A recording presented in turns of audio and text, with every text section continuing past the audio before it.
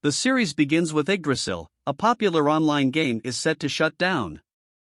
However, Momonga, guild leader of Ainz Ooal Gown, decides to stay and not log out while his friend Hero has to log out and bids farewell to him. Momonga retrieves the staff of Ainz Ooal Gown and proceeds to the throne room along with Sebastian and Pleiades. Momonga sits on the throne and modifies the setting of albedo out of playfulness because it's the last few minutes till the shutdown. When the clock hits midnight, the officially announced shutdown time, he then notices that the server is still up and running. With his mind clouded in confusion, he then realizes that he still retains the outward appearance of his game avatar and tries to access the game functions like consoles, but the functions are inaccessible. The next great shock comes in tow when he sees the NPCs of Nazarick begin to show sentience. In order to assess the situation, he orders Sebas to survey the outside of Nazarick while Albedo must assemble the floor guardians on the 6th floor. Momonga teleports to the amphitheater. There, he meets Aura and Mare and asks them to help in testing the staff of Ainz Ooal Gown. He later summons the primal fire elemental and even asks Aura if she wants to fight it, which she agrees and drags the unwilling Mare into the ordeal. The floor guardians then begin to arrive and they all swear their loyalty to the Overlord of Nazarick. After the guardians swear their loyalty to Momonga, he hopes that they'll fulfill their duties without failure. Sebastian reports to him that Nazarick is surrounded by grasslands and not a swamp. Momonga confirms that Nazarick has been transported. He also confirms that the NPCs are loyal to him and teleports to leave the amphitheater.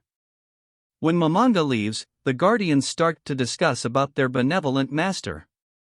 Momonga plans on going outside of Nazarick to see for himself. He encounters Demiurge's 3 demon generals on the 1st floor. Demiurge notices Momonga and requests to accompany him outside.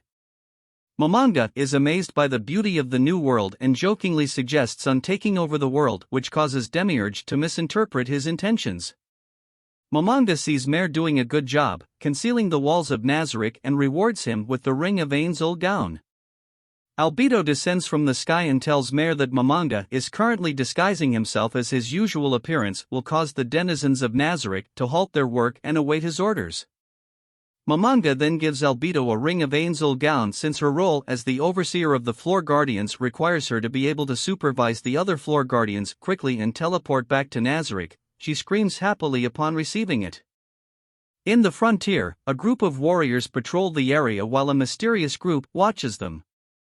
The mysterious figure orders his men to attack the next village and guide the beasts to their cage. In the frontier, Gazef Stronov and his warrior troops encounter a ransacked village.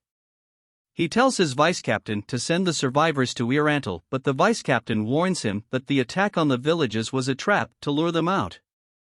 Gazef disregards his warning and continues to pursue the Imperial Knights. In Nazarick, Momonga, using the mirror of remote viewing, discovers a village being attacked by knights. At first, he doesn't want to get involved as there's no benefit in saving them, but when he sees Sebas's face, it reminds him of Touchme, who had saved him from being piked, and the ideals which he holds. That makes him decide to save the village as a way to repay his debt to Touchme. Momonga teleports himself to the outskirts of the village, saving Enri Amat and Ninu Amat from the knights. He then summons a Death Knight which slaughters the soldiers on sight. Albedo soon joins him, in full armor. The appearance of Momonga and Albedo frighten the two humans, prompting Ainz to disguise himself as a masked magic caster. Before departing to take care of the remaining soldiers, he introduces himself as Ainz Ooal Gown. After Ainz saves the village, he gains information about the new world from the village chief. He decides to withdraw, but Gazef's troops arrive at the village. Ainz Ooal Gown introduces himself as the one that saved the village. Gazef thanks him for saving the village. However, an unknown group have surrounded Karn village. The Sunlight Scripture, led by Nigan Gridluin, prepares to attack Karn village and kill Gazef Stronov. When Karn village is surrounded, Gazef requests Ainz Ooal Gown to protect the village once more, knowing that it is a selfish request. However, Ainz agrees due to his respect for him and hands him a souvenir sculpture as a gift, which confuses Gazef. Gazef and his troops valiantly attempt to save the villagers from the fighting. Gazef uses his martial arts against the angels, but he becomes overwhelmed by their magic, resulting in all his troops dead or unable to fight. Nigan tells Gazef that he should abandon the villagers and save his own life. Instead, Gazef taunts Nigan by telling him that someone in the village is stronger than he is. Nigan thinks he's bluffing and orders his angels to finish Gazef off. However, just before he is killed, he is suddenly teleported along with his men to the village storage house. Gazef notices that the sculpture has vanished from his hand, now realizing that he was saved by none other than Ainz. Ainz confronts the Sunlight Scripture and requests them to surrender or face the consequences. Ainz uses Negative Burst on the Archangel Flame and uses Hellflame on the Principality Observation. Nigan becomes desperate and uses the Sealing Crystal, which summons the Dominion Authority. Ainz feels utterly disappointed at even his strongest angel, showing it in his expression. Nigan thinks Ainz is joking and orders the Dominion Authority to attack, but it does the slightest damage to him. Albedo gets mad and curses this lower life form of hurting her beloved. Ainz calms Albedo down and uses Black Hole on the Dominion Authority. Nigan begins to beg for his life, but he is turned down by Ainz and Albedo. The remaining members face the consequences of their foolishness.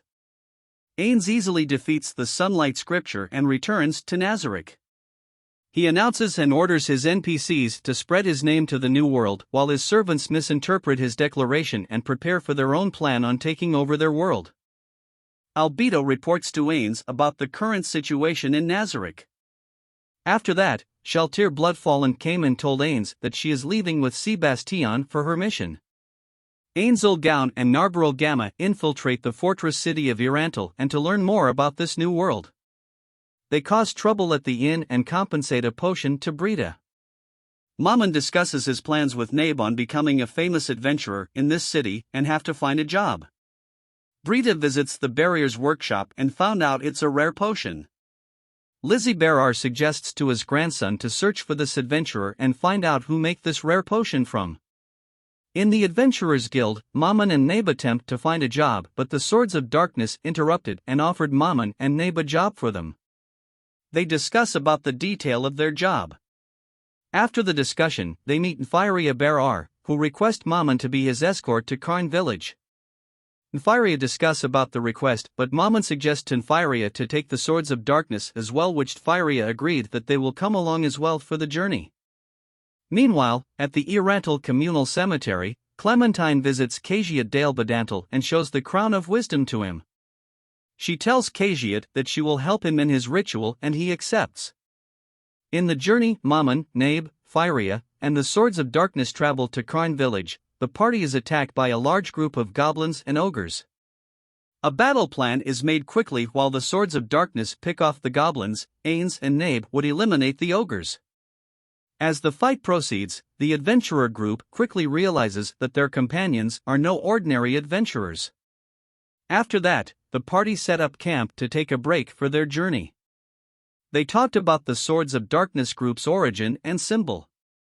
Momon starts to talk about his guildmates, then Ninya says something sensitive to Momon which causes him to get emotional. After Momon and Nabe left, Swords of Darkness conclude that Momon's comrades are probably gone. Nfiria changes the subject to talk about Momon's strength and Peter guessed that Momon is maybe the same level as an adamantite adventurer, and group talk through the night. Meanwhile, at Yggdrasil, Cagiat creates more undead minion to prepare to take over the city while Clementine waits for Nfiria to return. Momon's group arrive at Karn village and meet Enri Amat and her goblin troop. Enri tells Nfiria why the village is fortified and she also mentions Ainz Ooal Gown, the red potion that healed her, and Albedo which Nfiria uses to conclude that Momon is Ainz Ooal Gown. Nfiria apologizes to Ainz for deceiving him and Ainz tells him not to reveal his identity to anyone. They begin to gather herbs in the forest while Ainz plans to tame the wise king of the forest with the help of Aura. However, he was disappointed after seeing the wise king of the forest is actually a giant hamster and he easily tames it. After taming it, Nfiria asks Momon that he want to join his adventurer team, but Momon respectfully declines his offer. However, Momon suggests to Nfiria that he will protect the village instead. After completing Nfiria's request, they return to Yggdrasil. Fyria and Swords of Darkness will unpack the herbs in Barrier's house, while Mammon and Nabe will register Hamsuk to the Adventurers Guild. In Barrier's house, Clementine appears in front of Fyria, who's waiting to kidnap him. Clementine appears in front of Fyria and prepares to kidnap him. The Swords of Darkness attempt to buy time for Fyria and Ninya to escape, but Kaji had blocked their route of escape, which leads to all the members being killed. After registering Hamsuk at the Adventurers Guild, Mammon's group meet Lizzie and she guides them to her house. However, there they found the Swords of Darkness, who had turned into zombies. After killing them off, Mammon investigates their objective in Fyria. Mammon tells Lizzie to hire him and rescue his grandson, to which she agrees. Mammon orders Nabe to use the locator scroll to track where Fyria is held. Mammon discovers an undead army at the cemetery and tells Lizzie to warn the people and the guild of the threat. At the Yggdrasil cemetery, the undead army assaulted the gate of the city.